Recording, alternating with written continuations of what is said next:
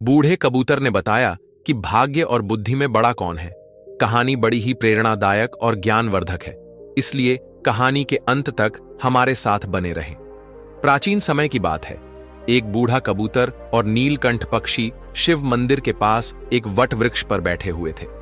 रोज उनका उठना बैठना वहीं होता था और वे भगवान भोलेनाथ की पूर्ण श्रद्धा से भक्ति किया करते थे। एक दिन नीलकंठ और कबूतर दोनों बैठे हुए थे। नीलकंठ ने बूढ़े कबूतर से एक प्रश्न पूछा और कहा, हे मित्र कबूतर, भाग्य बड़ा या बुद्धि? इस पर कबूतर कहता है, मित्र, आपका यह प्रश्न बहुत ही दिलचस्प और विचार करने योग्य है। आपके इस प्रश्न का उत्तर आपको एक कहानी के माध्यम से मिलेगा। तुम शांत चित्त होकर बैठ जाओ, मैं तुम्हें कहानी सुनाता हूं। नीलकंठ कहता है, ठीक है, और शांत चित्त होकर बैठ जाता है। वह अपने दोनों कानों को बूढ़े कबूतर की हर बात पर लगाता है और बड़े ध्यान से इस कहानी को सुनता है। बूढ़ा कबूतर कहानी शुरू करता है और कहता है, मित्र, प्राचीन समय की बात है। एक बार ब्रह्मा जी का दरबार लगा हुआ था। सभी देवतागण दरबार में बैठे हुए थे। भाग्य और बुद्धि भी वहीं थे। ब्रह्मा जी के दरबार में बैठे बैठे बात करते करते भाग्य और बुद्धि की नोकझोंक शुरू हो गई। जब यह बहस काफी बढ़ गई तो भाग्य कहता है, जो काम मैं करता हूं वह यह बुद्धि नहीं कर सकती। बुद्धि बोली, मूर्ख मत बनो। जब मैं किसी का साथ छोड़ देती हूं तो वह आदमी पागल हो जाता है, मृत्यु को प्राप्त हो जाता है। तुम कितना भी उसका साथ दे दो, लेकिन वह मेरे बिना कुछ नहीं कर सकता। भाग्य बोला, अरे मूर्ख बुद्धि, तुम नहीं जानती कि जिसका साथ मैं छोड़ देता हूं, फिर तुम चाहे कितना भी उसके साथ रहो, उसका भला कैसे हो सकता है? जब मैं यानी उसका भाग्य ही उसके साथ नहीं रहूंगा तो क्या वह कभी भाग्यवान या धनवान हो पाएगा? नहीं, ऐसा कदापि नहीं हो सकता। भगवान ब्रह्मा के दरबार में दोनों में ऐसे ही वाद विवाद बढ़ता गया। दोनों एक दूसरे से झगड़ने लगे। बुद्धि कहने लगी, मैं बड़ी हूं और मैं ही श्रेष्ठ हूं। भाग्य कहने लगा, नहीं, तुम मुझसे बड़ी कैसे हो सकती हो? मैं बड़ा हूं और मैं ही श्रेष्ठ हूं। तभी ब्रह्मदेव ने दोनों को बहस करते हुए देखा और मन ही मन सोचा, भाग्य और बुद्धि दोनों महान देवता हैं। ये दोनों इस दुनिया के शक्तिशाली और प्रभावशाली देव हैं और यह आपस में इस तरह झगड़ रहे हैं, जो ठीक नहीं है। इनका फैसला तो मुझे ही करना होगा। ब्रह्मदेव ने बुद्धि और भाग्य से पूछा, तुम दोनों झगड़ क्यों रहे हो? भाग्य कहने लगा, ब्रह्मदेव, मैं जिस मनुष्य का साथ छोड़ देता हूं वह मनुष्य क्या कर सकता है? वह तो अपना सारा जीवन गरीबी और दरिद्रता में गुजारता है। वह अपने जीवन में कभी भी खुश नहीं रह सकता। इतना सुनते ही बुद्धि बोल उठी, नहीं ब्रह्मदेव, भाग्य झूठ कह रहा है। जब मैं किसी का साथ छोड़ देती हूं तो भाग्य चाहे उस मनुष्य का जितना भी साथ दे, वह कुछ नहीं कर सकता। बुद्धिहीन मनुष्य तो मृतक के समान होता है। भगवान ब्रह्मा ने दोनों की बात ध्यान से सुनी। उनकी बात सुनकर ब्रह्मदेव मन ही मन सोचने लगे, इन दोनों की समस्या तो बहुत गंभीर है, इसका फैसला कैसे किया जाए? फिर ब्रह्मदेव ने दोनों से कहा, ऐसे पता नहीं चलेगा, आप परीक्षण कीजिए। भाग्यदेव, आप अपने भाग्य का परीक्षण कीजिए और बुद्धिदेव, आप अपनी बुद्धि का। इसका प्रयोग करके बताइए कि तुम दोनों में से कौन बड़ा और श्रेष्ठ है। भाग्यदेव बोला, ब्रह्मदेव, जैसा आपका आदेश होगा मैं उसी का पालन करूंगा। ब्रह्मदेव ने कहा, आप मृत्युलोक को ध्यान से देखिए। ब्रह्मदेव ने भाग्यदेव और बुद्धि को मृत्युलोक दिखाया और कहा, देखो, इस जंगल में एक गरीब बुढ़िया और उसका इकलौता 20 वर्ष का बेटा झोपड़ी डालकर रहते हैं। वे बहुत ही गरीब हैं। उन्हें खाने के लिए अनाज का एक दाना भी नसीब नहीं हो रहा है। अब तुम दोनों इन पर अपने भाग्य और बुद्धि की शक्ति आजमाओ। तुम दोनों में से जो भी इस गरीब बुढ़िया के बेटे को धनवान बना देगा या सम्राट बना देगा, वही तुम दोनों में से बड़ा और श्रेष्ठ माना जाएगा। ब्रह्मदेव की बात सुनकर भाग्यदेव कहने लगा, परमपिता, यह तो छोटी सी बात है। भाग्य की बात सुनकर बुद्धि बोली, यह छोटी सी बात कैसे हो सकती है? जब तक मैं उसका साथ नहीं दूंगी तुम इसे कभी राजा नहीं बना सकते, सम्राट नहीं बना सकते। भाग्य ने कहा, बुद्धि, तुम नहीं जानती, अगर मैं उसका साथ दूंगा तो इसे राजा ही नहीं बल्कि एक महान सम्राट बनाऊंगा। बुद्धि बोली, ठीक है, हम दोनों इसी पर अपनी शक्ति का उपयोग करते हैं। इससे हमारी समस्या का फैसला हो जाएगा। जो जीतेगा वही श्रेष्ठ माना जाएगा। इसके बाद भाग्य ब्रह्मदेव से कहने लगा, ब्रह्मदेव, पहले मुझे अपनी श्रेष्ठता सिद्ध करने की अनुमति दीजिए। मुझे यहां से जाने और इस लड़के को सम्राट बनाने की आज्ञा दीजिए। ब्रह्मा जी कहते हैं, ठीक है। ब्रह्मदेव के कहते ही बुद्धि ने ब्रह्मदेव से कहा, ब्रह्मदेव, मैं इस लड़के का साथ छोड़कर आ रही हूं। उसकी बात सुनकर भाग्य ने कहा, ठीक है, तुम अभी उसका साथ छोड़ दो और ब्रह्मलोक में आ जाओ। बुद्धि भाग्य से कहने लगी, भाग्य, ध्यान रखना, कहीं ऐसा ना हो कि तुम इसे सम्राट बनाने के चक्कर में मार ही दो। यह व्यक्ति मरना नहीं चाहिए। भाग्य कहने लगा, बुद्धि, तुम यह सब दूर से देखती रहो। आज तुम्हारी हार निश्चित है, क्योंकि मैं ही तुमसे ज्यादा शक्तिशाली और बलवान हूं।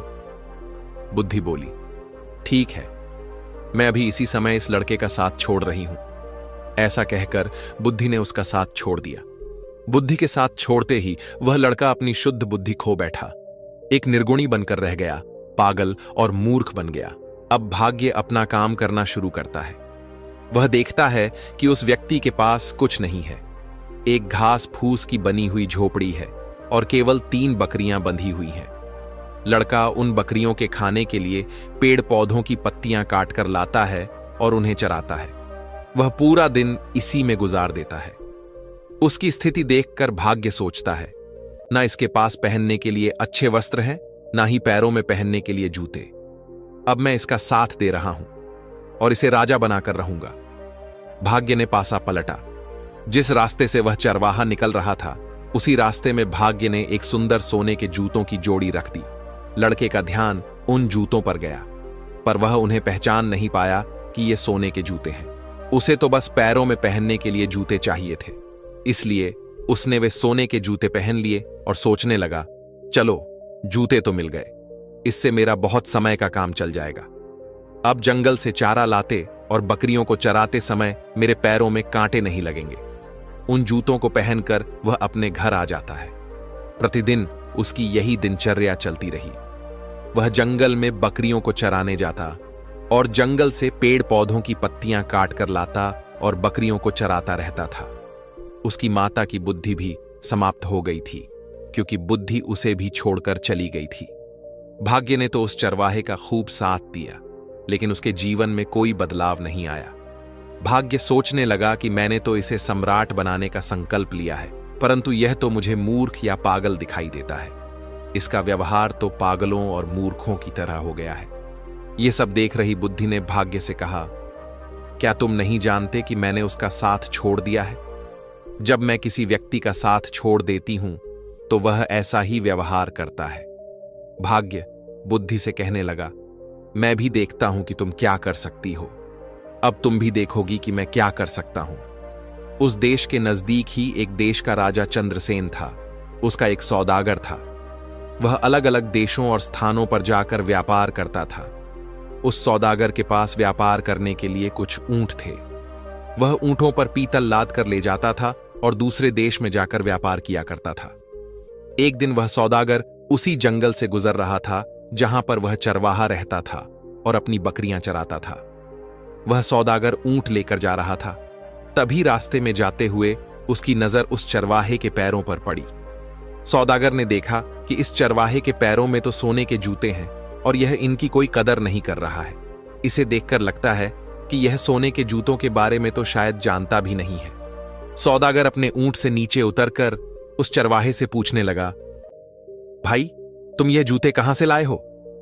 उस चरवाहे ने उस सौदागर को बताया, ये जूते मुझे इस जंगल में रास्ते पर पड़े हुए मिले थे। सौदागर ने उस चरवाहे से पूछा, क्या तुम इन जूतों को बेचना चाहोगे? तो उस चरवाहे ने कहा, जरूर बेच दूंगा। इन्हें पहनते पहनते मुझे बहुत समय हो गया है, लेकिन यह टूटते या फटते बिल्कुल भी नहीं है। ये तो काफी समय से ऐसे ही हैं। व्यापारी ने चरवाहे से कहा, ये जूते मुझे बेच दो। इन जूतों के बदले में जो चाहो मुझसे वह ले लो। उस चरवाहे ने व्यापारी से कहा, मुझे इन जूतों के बदले में ज्यादा कुछ नहीं चाहिए, सिर्फ 1 मन अनाज चाहिए, जिससे मुझे और मेरी माता को 2 समय का भोजन प्राप्त हो जाए। हम तो भूखे मरते हैं। उसने सौदागर को वह सोने के जूते 1 मन अनाज के बदले ही दे दिए। सोने के जूते पाकर वह सौदागर बहुत खुश हो गया। वह सौदागर उस चरवाहे को एक मन अनाज देकर चला जाता है। तब बुद्धि भाग्य से कहने लगी, भाग्य, देखते नहीं कि तुम्हारे जूते तो एक मन अनाज के बदले में बिक गए। तुम समझ रहे हो ना, तुम्हारे सोने के जूते एक मन आटे में जा रहे हैं। भाग्य ने बुद्धि की बात सुनकर कहा, बुद्धि, तुम चिंता मत करो। मैं जिसका साथ देता हूं उसे कोई भी राजा बनने से नहीं रोक सकता। मैं इसे एक महान सम्राट बनाकर ही रहूंगा। बुद्धि कहने लगी, भाग्य, तुम मेरे बिना कुछ नहीं कर सकते। देखना, तुम इसे अवश्य मार दोगे। यह बेचारा कहीं राजा बनते बनते मर न जाए। भाग्य ने कहा, बुद्धि, तुम कैसी बातें कर रही हो, देखना अब मैं क्या करता हूं। और इतना कहकर भाग्य फिर से उस व्यक्ति के पास आता है। भाग्य ने दूसरे सोने के जूतों की जोड़ी, जो सोने चांदी और जड़ाऊ हीरों से जड़ी हुई थी, उसी रास्ते पर रख दी जिस मार्ग से चरवाहा बकरियों के लिए पत्ते लेने जंगल से जा रहा था। उस चरवाहे को फिर से सोने के जूते मिले तो वह तो बड़ा प्रसन्न हो गया। उधर सौदागर पहले वाले सोने के जूते पाकर बहुत खुश था। चलते चलते वह सोचने लगा, क्यों ना मैं इन्हें अपने राजा को भेंट करूं ताकि महाराज प्रसन्न होकर मुझे कुछ इनाम दें। यह सोचकर वह सौदागर सोने के जूतों को लेकर महाराज चंद्रसेन के महल में गया। राज दरबार में जाकर उसने वह सोने के जूते राजा को दे दिए और कहने लगा, महाराज, यह स्वर्ण जूते मैं खास तौर पर आपके लिए लेकर आया हूं। ये जूते अद्भुत हैं। ऐसे जूते तो हमारे महाराज के पास होने चाहिए थे। महाराज चंद्रसेन जूतों को देखकर बहुत प्रसन्न हुए। सोने के सुंदर जूते देखकर उन्हें ऐसा लग रहा था कि जैसे यह जूते देवलोक से आए हों और देवताओं ने इन्हें बनाया हो, मानो स्वयं विश्वकर्मा ने इन्हें बनाया हो। इतने सुंदर जूते देखकर वह खुश हो गए और अपने मंत्री से कहने लगे, सौदागर को 15 सहस्त्र स्वर्ण मुद्राएं इनाम में दे दी जाएं। राजा चंद्रसेन ने उस सौदागर को 15,000 स्वर्ण मुद्राएं इनाम में दिलवा दी। इतनी ज्यादा स्वर्ण मुद्राएं पाकर सौदागर बहुत खुश हो गया और अपने व्यापार को बढ़ाने की सोचने लगा। उसके बाद वह दोबारा अपने ऊंटों पर पीतल लादकर दूसरे देश में व्यापार के लिए चल पड़ा। वह सौदागर अपने व्यापार के लिए उसी जंगल से होते हुए जाता था जहां वह चरवाहा अपने पशुओं को चराता था और अपनी माता के साथ रहता था। इस बार भी उसी जगह से जा रहा था और संयोगवश चरवाहा भी वहीं पर अपनी बकरियों को चरा रहा था। जंगल में अपने सामने उस चरवाहे को दोबारा देखकर वह सौदागर खुश हो गया। उसने फिर से उस चरवाहे के पैरों की ओर देखा। उसके पैरों में दूसरी जोड़ी स्वर्ण जूते देखकर उसने सोचा, इसके पास तो और सोने के जूते आ गए। न जाने यह कहां से ऐसे जूते लेकर आता है। सौदागर ऊंट से उतरा और उतरकर उस चरवाहे के पास आया और चरवाहे से बोला, भाई, क्या तुम फिर से इन जूतों को भी बेचना चाहोगे? चरवाहे की तो जैसे मनचाही मुराद पूरी हो गई। वह बोला, हां, जरूर बेच दूंगा, लेकिन इस बार आपको इसके बदले में मुझे एक बोरी चने की देनी होगी। सौदागर भी खुश हो गया और बोला, हां, ठीक है, मैं एक बोरी चने की दे दूंगा। चरवाहे ने एक शर्त और रख दी। वह बोला, चने भुने हुए होने चाहिए। सौदागर ने उसकी यह बात भी मान ली। एक बोरी भुने हुए चने की उसको दे दी। वह उससे सोने के जूते की दूसरी जोड़ी भी लेकर आगे चला गया। अब सौदागर के मन में यह विचार आने लगा, पहले एक जोड़ी जूते जो मैंने महाराज को भेंट किए थे, उसके बदले महाराज ने मुझे 15,000 स्वर्ण मुद्राएं दी थीं। इस बार हो सकता है कि महाराज मुझे पिछली बार से भी ज्यादा बड़ा इनाम दे। मैं इनको भी महाराज की सेवा में लेकर जाता हूं। वह इस बार भी उन हीरे जवाहरात और रत्न जड़े सोने के जूतों को लेकर राजा चंद्रसेन के दरबार में पहुंच गया। सौदागर राजा से बोला, महाराज, मैं आपके लिए हर बार कोई ना कोई विचित्र वस्तु लाता रहता हूं। हे राजन, आप इन्हें स्वीकार कीजिए। राजा चंद्रसेन ने जब जूतों को देखा तो कहने लगा, सच में यह बहुत सुंदर है। ये सोने के जूते हैं और पिछली बार दिए गए सोने के जूतों से भी ज्यादा सुंदर हैं। सौदागर, मुझे तुम यह बताओ कि तुम ये जूते लाते कहां से हो? तुम्हें ये जूते कौन देता है? अब सौदागर क्या बोलता? जब सौदागर को कुछ समझ नहीं आया कि राजा को क्या जवाब दे, तो कुछ सोच विचार कर उसने झूठ बोलना ही ठीक समझा और बोला, महाराज, दक्षिणी देश में एक सम्राट है। सम्राट के यहां मैं अपने पीतल का व्यापार करने जाता हूं तो वह इनाम में ऐसे जूते दे देते हैं। उन्होंने 2 बार मुझे सोने के जूते दिए तो मैंने दोनों बार वह आपकी सेवा में अर्पित कर दिए। यह सुनकर राजा सौदागर से बोला, सौदागर, क्या उस राजा का कोई पुत्र है? सौदागर ने फिर झूठ बोल दिया। उसने कहा, नहीं महाराज, अभी तो वह सम्राट खुद ही कुंवारा है, उनका विवाह नहीं हुआ है। यह सुनकर राजा चंद्रसेन बोले, ठीक है सौदागर, हमारी पुत्री बहुत सुंदर है। तुम अपने उस सम्राट से जाकर मिलो और उनसे पूछो कि हम अपनी पुत्री का विवाह उससे करना चाहते हैं, क्या उन्हें मंजूर है? राजा की बात सुनकर सौदागर सोचने लगा, अब तो मैं फंस गया। मैं तो ये जूते किसी राजा से नहीं लाता बल्कि एक चरवाहे से लेकर आता हूं, लेकिन अब तो मैं झूठ बोल चुका हूं। अब मेरा क्या होगा? मैं तो अपने ही बोले हुए झूठ में फंस चुका हूं। राजा ने सौदागर को आदेश दिया, सौदागर, उस राजा के पास जाओ और किसी भी तरह उन्हें तैयार करके आओ कि वह हमारी पुत्री से विवाह करें। अब तो सौदागर और चिंता में पड़ गया। वह राज दरबार से वापस आ गया। अपने घर जाकर उसने दोबारा अपने ऊंटों पर पीतल लादा और व्यापार करने चल पड़ा। जब वह दोबारा जंगल में पहुंचा तो सोचने लगा, अगर मुझे यहां वह चरवाहा नहीं मिलता तो मुझे सोने के जूते नहीं मिलते और वे जूते मैं राजा को नहीं देता। आखिरकार झूठ बोलकर मैं राजा के क्रोध का शिकार नहीं बनता। इस चरवाहे ने मुझे भी राजा के क्रोध का शिकार बना दिया। यदि चरवाहा मुझे ना मिलता तो मैं इस धर्म संकट में नहीं फंसता। इस चरवाहे ने तो मुझे बुरी तरह फंसा दिया है। सोचते सोचते वह सौदागर उस चरवाहे की झोपड़ी पर जा पहुंचा। चरवाहा अपनी झोपड़ी पर सौदागर को आया देखकर बहुत खुश हो गया, क्योंकि वही सौदागर उसके खाने पीने की व्यवस्था करता था। कभी उसे अनाज देता था, कभी चने। उसका गुजारा जूते बेचकर इसी सौदागर से पूरा होता था, इसलिए चरवाहा उससे बहुत खुश था। वह बोला, सौदागर आइए, आपका स्वागत है। सौदागर वहीं उसके घर पर ही रुक गया। उसने अपने ऊंटों से पीतल उतार कर एक तरफ रख दिया और फिर चरवाहे से बातें करने लग पड़ा। इस समय भाग्य उस चरवाहे का साथ दे रहा था। बातें करते करते चरवाहा पीतल के बोरे पर बैठ गया। जैसे ही वह बैठा तो सभी बोरों में भरा हुआ पीतल सोने में बदल गया। चारों तरफ सोना जगमगाने लगा। यह देखकर सौदागर को यह विश्वास हो गया कि यह व्यक्ति या तो कोई जादूगर है या ईश्वर का कोई बहुत बड़ा भक्त। इस पर ईश्वर की विशेष कृपा है। अब सौदागर अपने बोले हुए झूठ के जाल में और फंसता जा रहा था। उसके मन में विचार आया, मेरे पास धन की कमी नहीं है। मैं ऐसा करता हूं कि इस चरवाहे को ही राजा बना देता हूं, सम्राट घोषित कर देता हूं। मेरे पास तो धन और सोने की कोई कमी नहीं है। मैं इसके लिए यहां जंगल में बहुत बड़ा किला बनवा देता हूं, दुर्ग बना देता हूं। उस दुर्ग का मालिक इसे बना दूंगा और मैं उसका मंत्री बन जाऊंगा। यहां के जो जागीरदार हैं उनसे बहुत सारी जमीन खरीद लूंगा।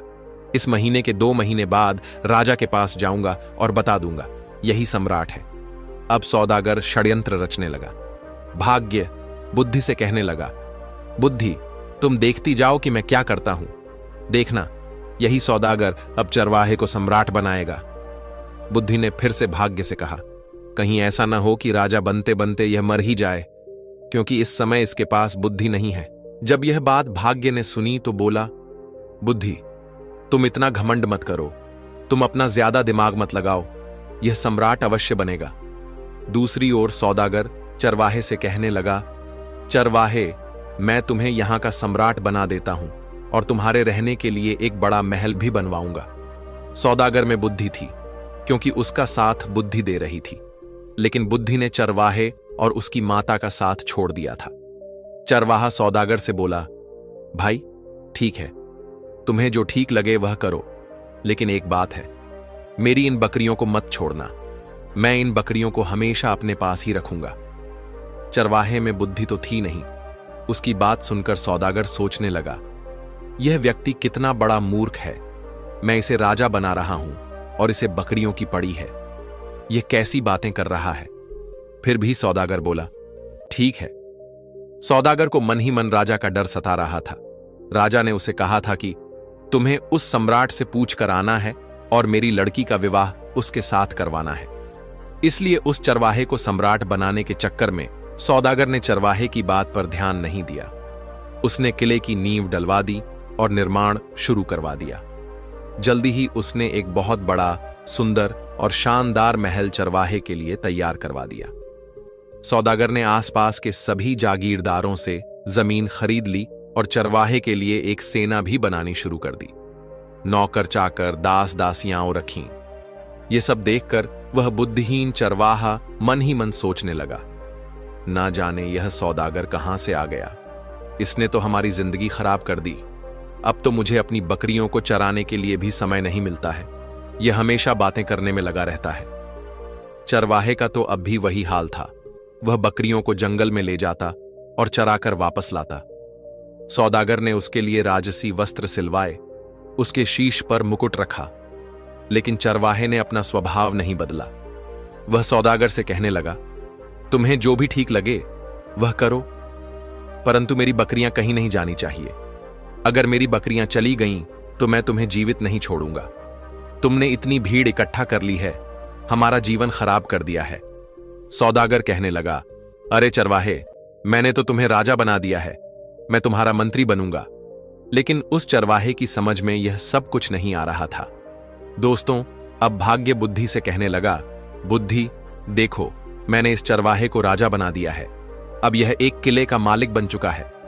बुद्धि कहने लगी, अरे भाग्य, तुम क्यों झूठ बोल रहे हो? यहां बैठे हुए समस्त देवता इस बात का फैसला करेंगे कि तुमने इसे राजा बना दिया या नहीं, या यह अब भी वही चरवाहा है। दोस्तों, अब ब्रह्मदेव कहने लगे कि भाग्य, इस चरवाहे में तो अभी तक कोई परिवर्तन नहीं हुआ है। यह तो अब भी वही चरवाहा है। अभी तुम जीते नहीं हो। अब तो बुद्धि बोलने लगी कि ब्रह्मदेव, ऐसा होगा ही नहीं, क्योंकि जब तक मैं चरवाहे का साथ नहीं दूंगी तब तक चरवाहा राजा तो बनेगा ही नहीं, बल्कि उसके प्राण भी संकट में आ जाएंगे। यह मूर्खता करेगा और मारा जाएगा। परंतु भाग्य बोला, बुद्धि, मैं उसका साथ दूंगा तो तुम कुछ नहीं कर सकोगी। तुम बैठी रहो और तमाशा देखती रहो। भाग्य फिर उस चरवाहे के पास आ जाता है। सौदागर ने क्या किया? उसने जो उस चरवाहे की 3 बकरियां थीं, उन्हें भी किसी बकरियां खरीदने वाले को बेच दिया। जैसे ही उस चरवाहे को अपनी बकरियों के बिकने का पता चला तो वह जोर जोर से चिल्लाने लगा, रोने लगा। जब उसके सैनिकों ने, दरबारियों ने और अन्य लोगों ने देखा कि राजा तो ऐसा कर रहा है, तो उन्हें लगा कि शायद राजा पागल हो गया है। अब सौदागर ने उस चरवाहे को समझाया कि तुम ऐसा क्यों कर रहे हो?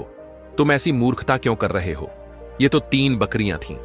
मैं तुम्हें ऐसी बहुत सी बकरियां दिलवा दूंगा। सौदागर की यह बात सुनकर चरवाहा मान जाता है और वह चरवाहा सौदागर के पीछे पड़ गया कि चलिए, मुझे आज ही बकरियां खरीद कर दीजिए। सौदागर उस चरवाहे से कहने लगा, देखो भाई, अब तुम सम्राट बन गए हो, राजा बन गए हो। तुम ऐसी छोटी छोटी बातें क्यों करते हो? बच्चों जैसी बातें मत करो। मैं तो तुम्हारा विवाह करवाऊंगा। अपनी माता से पूछो। हमारे यहां के राजा चंद्रसेन, उनकी पुत्री बहुत ही सुंदर है, उनसे तुम्हारी शादी करवाऊंगा। लेकिन चरवाहे में तो बुद्धि ही नहीं थी। वह सौदागर से कहने लगा, तुम मेरा क्या विवाह करवाओगे? और उसकी माता भी कहने लगी, अब विवाह से क्या होगा? हमारी जिंदगी को तो तूने खराब कर ही दिया है। तुमने हमें इतनी भीड़ भाड़ में लाकर पटक दिया है। कहां हम इतनी शांति से रहते थे, अपनी बकरियां चराते थे और अपनी झोपड़ी में मजे से रहते थे। अब सौदागर सोचने लगा, लगता है यह दोनों मां बेटा पागल हैं। अब मैं क्या करूं? ऊपर से उसे महाराज चंद्रसेन का डर सता रहा था। उसके मन में यही विचार आ रहा था कि इनकी सहायता तो मुझे करनी ही पड़ेगी। तक 6 महीने का समय पूरा हो गया। अब सौदागर अपने देश में महाराज चंद्रसेन के पास पहुंचा। महाराजा से कहने लगा कि महाराज, अब आप अपने नाई और पंडित को भेज दीजिए। मैंने अपने सम्राट को मना लिया है। वह आपकी लड़की से शादी करने के लिए तैयार है। यह सुनकर राजा चंद्रसेन ने नाई और ब्राह्मण को बुलाया और उन दोनों को सौदागर के साथ सम्राट के पास भेज दिया। सौदागर उन दोनों को लेकर चल पड़ा और वह उनको चरवाहे के महल में लेकर आया। उसने चरवाहे को राजसी वस्त्र पहनाए। चरवाहा सौदागर से कहने लगा, यह तुम क्या कर रहे हो? ऐसे भी कहीं विवाह होते हैं? सौदागर बोला, अब तुम चुप रहना, अब बिल्कुल भी मत बोलना, नहीं तो महाराज चंद्रसेन तुम्हें और मुझे दोनों को फांसी की सजा दे देंगे। इस बात का ध्यान रखना कि अब तुम्हें बोलना नहीं है। सौदागर के मुंह से फांसी की बात सुनकर चरवाहा बुरी तरह से डर जाता है और उसकी बात मान जाता है। राजा के नाई और ब्राह्मण उसकी सगाई कर देते हैं और शुभ मुहूर्त देखकर विवाह का दिन तय करके उसे बोल देते हैं कि आपको इस दिन बारात लेकर महल में आना है। इसके बाद नाई और ब्राह्मण वापस अपने देश को लौट जाते हैं। उनके महल में पहुंचने के बाद राजा ने उनसे पूछा कि सम्राट कैसा है। नाई और ब्राह्मण बोले, महाराज, उसके पास तो किसी चीज की कमी नहीं है, बहुत सारा सोना है, खजाने भरे पड़े हैं, वह तो बहुत ही महान राजा दिखाई पड़ता है। बात सुनकर राजा चंद्रसेन भी बड़े प्रसन्न हुए। अब तो राजा चंद्रसेन ने भी शादी की तैयारी शुरू कर दी। धीरे धीरे समय बीतता गया और विवाह का शुभ दिन नजदीक आ पहुंचा। विवाह के दिन सौदागर ने चरवाहे को खूब सजाया, दूल्हा बनाया और एक सुंदर रथ में बिठाकर उसकी बारात लेकर चल पड़ा। इधर सौदागर चरवाहे को शादी के लिए लेकर जा रहा था। उधर भाग्य बुद्धि से कहने लगा, देखो बुद्धि, अब मैं चरवाहे का विवाह भी राजा की पुत्री से करवा रहा हूं। बुद्धि मुस्कुराकर बोली, भाग्य, बस देखते जाओ, तुमने अभी इसकी मृत्यु का षड्यंत्र रच दिया है। तुम्हें भी पछतावा होगा कि तुमने यह क्या कर दिया है। यह चरवाहा भी तुम्हारे जाल में फंस चुका है। तुम तो इसे राजा बनाने की बात कर रहे हो। देखते जाओ, तुम्हारे कारण अब यह चरवाहा अपने प्राण खो देगा। भाग्य बोला, बुद्धि, जब मैं उसका साथ दे रहा हूं तो तुम क्यों परेशान हो रही हो? बस तुम देखती रहो कि मैं क्या करता हूं। कुछ दिन का सफर तय करने के बाद चरवाहे की बारात राजा चंद्रसेन के यहां पहुंच जाती है। जब राजा ने देखा कि बारात पहुंच चुकी है तो अपने मंत्रियों के साथ ढेर सारे उपहार लेकर बारात का स्वागत करने के लिए नगर के द्वार की ओर चल पड़ा। दूसरी ओर जब चरवाहे ने देखा कि सामने से ढाल तलवार लेकर कोई राजा सेना के साथ आ रहा है तो वह बुरी तरह डर गया और वह अपने रथ से उतरकर भागने लगा। चरवाहे को भागता देखकर सौदागर ने सोचा, यह तो पक्का मुझे मरवाएगा। सौदागर भी रथ से उतरकर पकड़ने के लिए उसके पीछे पीछे भागता है और उसे पकड़ लेता है। सौदागर पकड़कर उसे समझाता है कि राजा तुम्हें भी मार देगा और मुझे भी। तुम ऐसे क्यों भाग रहे हो? चरवाहा डर गया और बोला, ठीक है, लेकिन तुम्हें हर समय मेरे साथ ही रहना पड़ेगा। सौदागर के यहां करने पर वह सौदागर के साथ वापस आ गया। सौदागर से कहने लगा कि यह राजा तो तलवार लेकर आ रहा है, कहीं हमें काटेंगे तो नहीं। सौदागर ने कहा, चिंता मत करो, वह तुम्हें कुछ नहीं कहेंगे। तुम्हारा विवाह होगा, तुम्हें दुल्हन मिलेगी, तुम डरो मत। इतना सुनकर वह चरवाहा वापस आकर अपने रथ पर बैठ जाता है। राजा ने देखा, चरवाहा बना राजा देखने में तो बहुत सुंदर था। उसने बारात का स्वागत किया। अपने कहे अनुसार सौदागर हर जगह उसके साथ साथ जा रहा था। जब मंडप में जाने का समय हुआ तो सौदागर धर्म संकट में फंस गया कि वहां भी उसे साथ ही जाना पड़ रहा था। वह मंडप में पीछे बैठ गया। राजा चंद्रसेन कहने लगा, सौदागर, तुम इसके साथ साथ क्यों रहते हो? तो सौदागर बोला, महाराज, मैं इनका मंत्री हूं, इन्होंने मुझे अपना मंत्री बनाया है। राजा ने अपनी पुत्री का विवाह उस चरवाहे के साथ कर दिया। इस तरह राजा ने निश्चित दिन अपनी पुत्री का विवाह उस चरवाहे से कर दिया। शादी हो जाने के बाद राजा ने दामाद को महल का ही एक भाग दे दिया।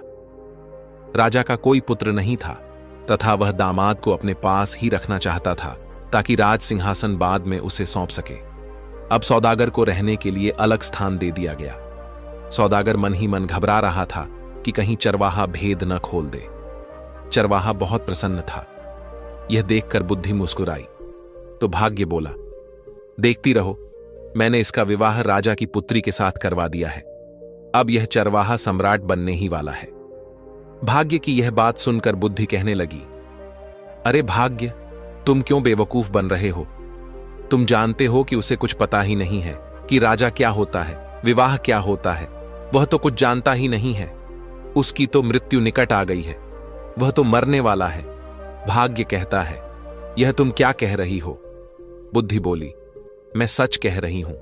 मैंने जब इसका साथ छोड़ा था यह तो उसी समय मर गया था, क्योंकि बुद्धिहीन व्यक्ति तो वैसे ही मृतक के समान होता है। अब यह बेचारा मारा जाएगा। तुम तो बस इसे बचाने की कोशिश करो। अब यह मरने वाला है, आप इसे बचाइए। भाग्य बोला, यह मरेगा क्यों? इसकी शादी हो गई है, अब यह आराम से वहां पर रहेगा और फिर सम्राट बनेगा। राज परिवार की परंपरा के अनुसार राजकुमारी वधू के वेश में सज संवर कर खाना लेकर रात को अपने पति के कक्ष में गई। चरवाहे ने इतनी सुंदरता से सजी और आभूषणों से लदी कन्या सपनों में भी नहीं देखी थी। वह डर गया। उस बुद्धिहीन चरवाहे को बचपन में अपनी दादी की सुनाई हुई कहानी याद आ गई, जिसमें एक राक्षसी सुंदरी का भेष बनाकर गहनों से सजी धजी एक पुरुष को खा जाती है। उसके मन में विचार आया, यह कोई राक्षसी तो नहीं है जो उसे खाने के लिए आई है। उसने बचपन में सुन रखा था कि राक्षसी सुंदर रूप धारण करके आदमियों का खून पी लेती है और उन्हें मार डालती है। उसने सोचा, राक्षसी के हाथ पड़ने से तो अच्छा है कि मैं यहां से भाग जाऊं। यही सोचकर वह उठा और राजकुमारी को धक्का देकर गिराता हुआ, चिल्लाता हुआ कमरे से निकल भागा। भागता भागता वह सीधे नदी के किनारे पहुंचा और पानी में कूद गया। जब उसे पानी में भी अपनी मृत्यु दिखाई दी तो वह पानी से निकला और नदी के एक किनारे पर बैठ गया। राजकुमारी के अपमान की बात सुनकर राजा आगबबूला हो गया। राजा ने अपने सैनिकों को जल्दी से चरवाहे को ढूंढ लाने के लिए भेजा। राजा के सैनिकों ने उसे एक नदी के किनारे पर बैठा देख लिया। वे उसे पकड़कर राजा के पास ले आए। उसे देखकर राजा को क्रोध आ गया। उसने चरवाहे को कठोर दंड देने का निश्चय किया। राजा ने आदेश जारी कर दिया कि अगली सुबह उसे मृत्यु दंड दिया जाएगा। इसे कारागार में डाल दो।